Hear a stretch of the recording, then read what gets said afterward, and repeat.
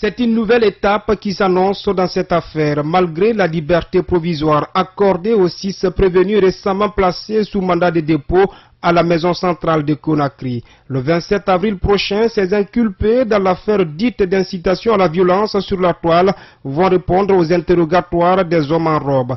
Et selon les responsables de la cellule balai citoyen de Guinée, la liberté provisoire accordée par le juge d'instruction n'entrave pas la procédure. On vous explique que les 6 inculpés, les 5 du RPG Arc-en-Ciel et la CPE au niveau de l'UFDG, émarrent chaque lundi, chaque mercredi et chaque vendredi dans le bureau du juge d'instruction.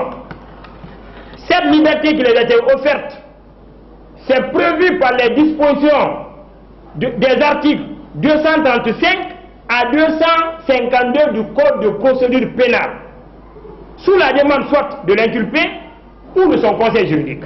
Autre nouveauté dans cette affaire, c'est le mandat d'arrêt émis contre d'autres individus résidant à l'extérieur du pays, tous dans le collimateur de la cellule balai citoyen de Guinée.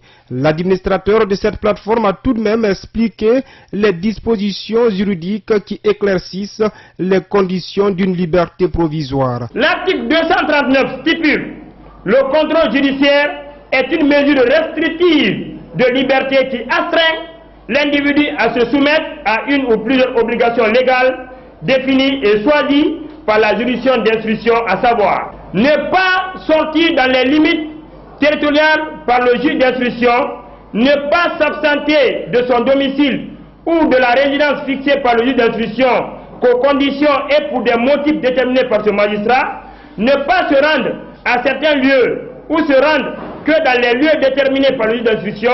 Au total, 16 personnes sont visées dans cette affaire dite d'incitation à la violence et diffusion des fausses nouvelles sur les réseaux sociaux. En tout cas, le balai citoyen promet la justice dans cette affaire.